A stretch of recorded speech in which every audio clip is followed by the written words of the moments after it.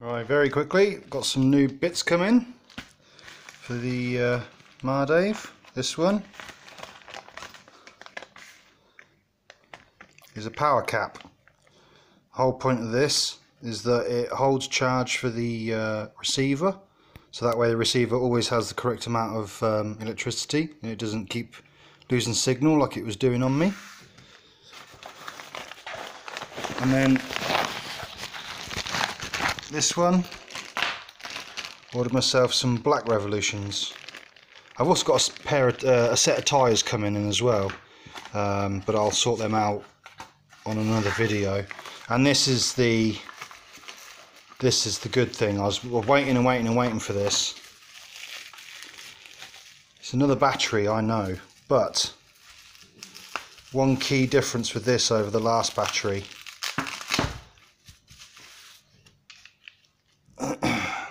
see if you can see it. No, you can't. It's 9.6 volt.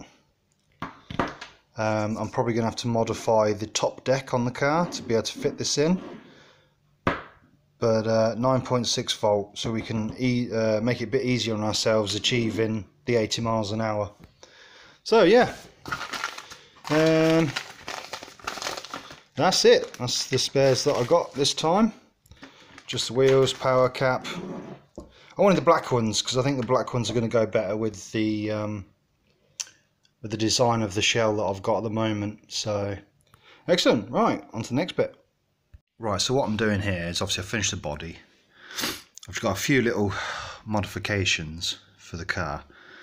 So I don't know if you've seen these before, but these are actually the little, I want to call them bearings, but they're not. There's no ball bearings in them. They're just little plastic, they sit in there, right? And all these do is allow the axle to spin inside of the engine cradle. Please excuse the sniffing, I've got a cold. So I bought these actual bull race bearings, and they just simply clip in the side. Now you've got bull raced rear axle. This is kind of like one of their upgrades. You don't normally get it unless you get the VRX kit, which is like their race kit. You don't really get ball bearings or anything on these. So which one are you? 46, you go in that side.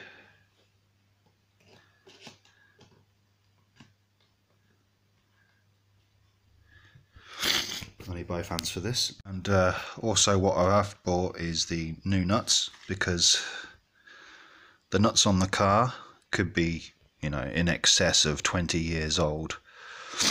So if you have a look, if it's possible, they've got the little nylon lock on the inside. So if they're 20 years old, those nylon locks are probably just completely worn out. I've never, since the day I bought it, I've never liked the rear suspension. I think it's way too soft. So also there's two there, but they're joined together. I've also got two hard springs for it. Let me just get them out for you. Hang on a second.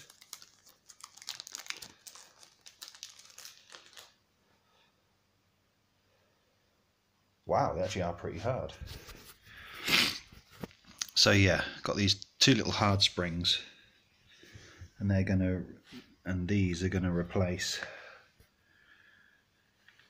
Oh my God, you just can't see them, can you? Those springs in there, look.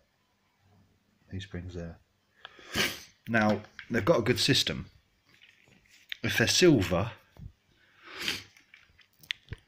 same with the front ones. If they're like a silvery grey, they're standard. So if the springs are a silvery grey, they're standard springs, and they're probably rated at 0.02 or 0.002 of a pound, whereas these are the hardest ones they do, because I think the rear on this car seems to sag. It seems to be like a reverse dragster. It's like the front's up in the air and the rear's squatting down. I don't like it. It's not going to help with handling. So I'm just doing a few little mods, and then oh yeah, I've got the bearings, I've got the springs, I've got the nuts. So I'm going to replace all of these, and then I'll show you what's been done. Also, I've got one of these.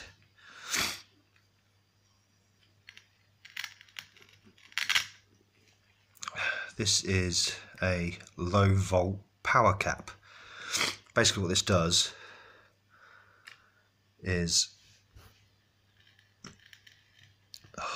this Velcro is freaking awesome. Seriously, £1 it cost me. Anyway, the power cap is if you run I think it's a 5 amp battery. No, sorry, a 5 volt battery, which is what you're supposed to put in one of these. You often find that the receivers run 6 volt, so obviously a 5 volt battery and a 6 volt plus all the electricity being used from everything else, it's never normally enough. So you get the power cap, so the power cap just keeps hold of some electricity and forces it into the ESC when it needs it. That's all it does. So it's a good little gadget. But yeah, I'm going to build this up and see what happens. Also, with running 80 miles an hour, this probably isn't going to cut it. It's going to be way too unaerodynamic. So what I have done is I bought this LMP type body. It needs a few modifications to the body, like body posts and stuff, to get it to fit properly, but it does fit. So this is the next project I've got, is to get this to fit so we can then try and get this 80 mile an hour, because this is going to be a lot easier with this body than the Peugeot body. So yeah, we shall see.